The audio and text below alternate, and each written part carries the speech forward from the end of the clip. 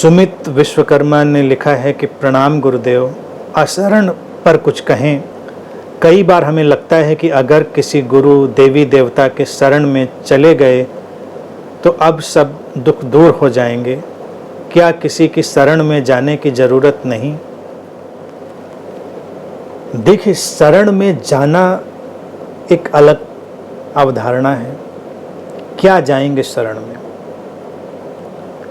अगर हम दुख दूर करने के लिए, अपने बचाव करने के लिए शरण में जाएंगे तो ये हमारा एक मानसिक खेल होगा।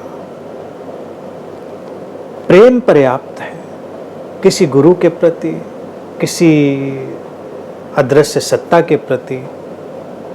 प्रेम पर्याप्त है। प्रेम के अपने चमत्कार होते हैं। प्रेम से भरे व्यक्ति के जीवन में दुख वैसे ही तिरोहित हो जाता है। और अशरण जो बात है, ये सबसे कीमती सूत्रों में से है। भारतीय दर्शन ने जो बेशकीमती सूत्र दिए हैं उनमें से एक सूत्र है, कोहिनूर सा सूत्र है, अशरण सूत्र।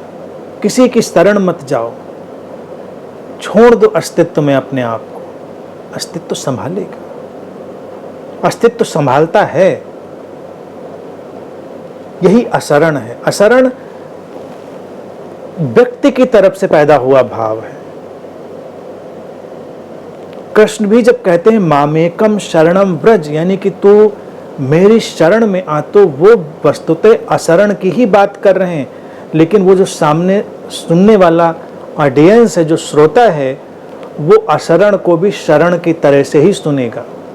इसीलिए कृष्ण कहते हैं आ, तू इस विराट की शरण में आ। विराट की शरण में कैसे जाएंगे? देवी देवता की शरण में तो चले जाएंगे। भाई कोई मूर्ति रखी है, किसी का कोई कुल देवता है, कहीं कुछ कहीं कुछ। तब देवी देवताओं की तो बड़ी वैरायटी है।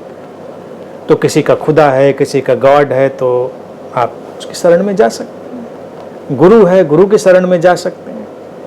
लेकिन कृष्ण जब पूरा विराट रूप दिखाने के बाद शरण की बात कर देते हैं तो वो उस विराट में शरण जाने की बात करते हैं। तो विराट तो विराट ही हो गया, उसकी शरण भी विराट हो गई, तो वो अशरण ही हो गया। अशरण उस कर्तापन का विदा हो जाना, और इतना शक्तिशाली है, एटॉमिक एनर्जी की तरह। लोग कल्पना नहीं कर सकते ये कितना सशक्त सूत्र है। जब तुम शरण की गुहार करते हो, अपने दुख दूर करने की गुहार करते हो, तुम कमजोर हो जाते हो। तुम्हारे ऊपर दुखों का पहाड़ टूटा हो, तुम मुश्किलों में हो, तुम कैसी भी परेशानियों में हो, तुम बस खड़े रह जाओ। अब खड़े कब रह पाओगे? जब तुम्हारी अस्तित्व में असीम, अगाध, बेशर्त श्रद्धा होगी,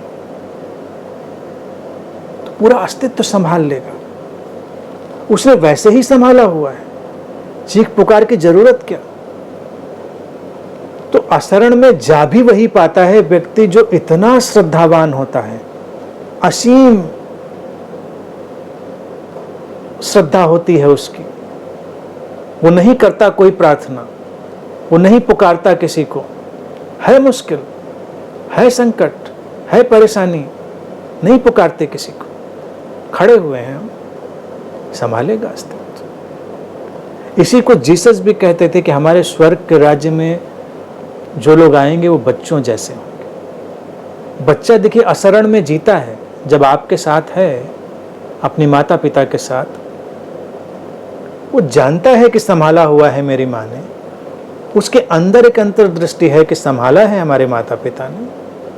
अभी वो बोलना नहीं शुरू किया है, अभी उसको बहुत बुद्धि नहीं आई है कि वो बात बात पर मुश्किल हो और बैठकर प्रार्थना करे, हे माँ मुझे संभाल लेना, हे पिताजी मुझे संभाल लेना, मैं आपकी शरण में आया हूँ, मेरा ख्याल रखना, दूध दूध पिला देना, आपकी शरण में हूँ। नहीं करता प्रार्थना। दूध मिल जाता है, केयर मिल जाती है, ख्याल मिल जाता है, उसको सुरक्षा मिल जाती है। उसके अंदर एक इंट्रिंसिक ट्रस्ट पड़ा हुआ है, और वो इंट्रिंसिक ट्रस्ट उसको अशरण की जो जीवन शैली है उसमें लेकर चल रहा है। जब कोई अशरण के उस विवेक के साथ, उस समझ के साथ चलता है तो पूरा अस्तित्व ही उसके ऊपर काम करता है। कमाल का सूत्र है। भारत के जो सर्वाधिक मूल्यवान सूत्र हैं उनमें से एक है, मैंने कहा। इसीलिए भारत ने वैसी प्रार्थनाएं नहीं सिखाई कि यहाँ बैठकर प्रार्थना करें कि मेरा ये कर देना, मेरा वो कर देना। वो जिन ग्रंथों में, जिन किताबों में वो आई हैं, वो सब कंटेमिनेटेड है, प्रोजेक्टेड है, प्रक्षेपित है। वो मूल आत्मा नहीं है भारतीय अध्यात्म की। भारतीय अध्यात्म की मूल आत्मा है अगाध असीम श्रद्धा, अस्तित्व के साथ लयबद्ध होकर जीने की कला और वो समझ। जब वो जानता है व्यक्ति की अस्तित्व संभालता है, उसने संभाला हुआ है, तो ऐसी प्रार्थनाओं की क्या ज़रूरत कि अब मुझे अपनी शरण में ले लीजिए। लेकिन शरण पर कार्य व्यापार चलता है, शरणागति पर। तो गुरु भी फिर उस पर बैठते हैं कि आओ मेरी शरण में। फिर वो कृष्ण का उदाहरण भी ले लेते हैं, देखो उन्होंने कहा था, अब उन्होंने कहा था तो एक ब्रांड वैल्यू है, तो हम भी बता देते हैं कि हमारी शरण में आओ। फिर अपनी शरण में नहीं बुलाएंगे तो किनारे से फिर कोई देवी देवता इंस्टॉल हो जाएगा, कहेंगे इसकी शरण में चले जाओ। वो देवी देवता भी उन्हीं का प्रोडक्ट होगा। इसीलिए अगर तुम हर संप्रदाय में जाओ, हर कल्ट में जाओ, तो हर कल्ट का कुछ अपना प्रोडक्ट होता है, अपने टाइप का देवी देवता होता है। कहीं कुछ एंजल का प्रोडक्ट होगा, तो कहीं कुछ देवी देवता का प्रोडक्ट होगा। सबके अपने अपने विचारधारा और अपने मत के हिसाब से, यानी कि घुमा फिराकर आप आएंगे तो उस जो सप्लायर है उसी के पास।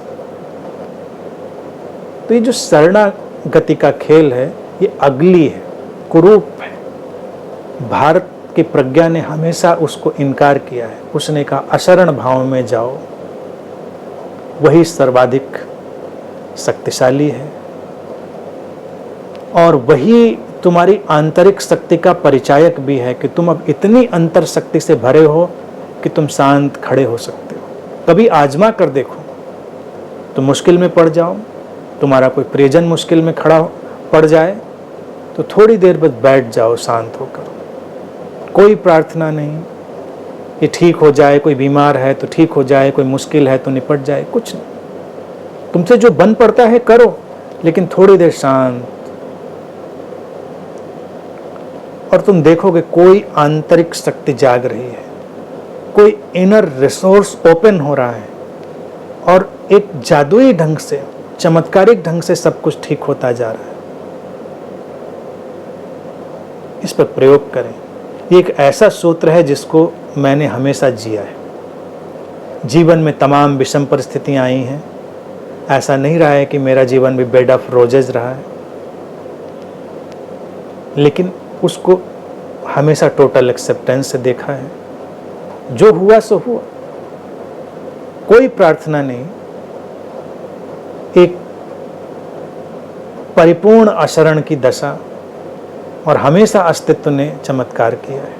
तो इसीलिए मैं पूरी प्रामाणिकता से कहता हूं कि जब तुम अशरण में जीते हो, कोई पुकार नहीं लगाते, कोई प्रार्थना नहीं करते, तो पूरा अस्तित्व तुम्हारे लिए चमत्कार करता है। लेकिन तुम अशरण में इसलिए नहीं जाते कि चमत्कार करे तो तुम अशरण का फार्मूला लगाओ। समझ रहे हैं ना? तुम हो अशरण में, बात को समझ लिया तुमने, तुम्हारी श्रद्धा इंट्रिंसिक है।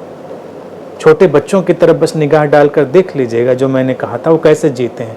कोई फिक्र नहीं करते अपने दूध पानी की, मिल जाता है।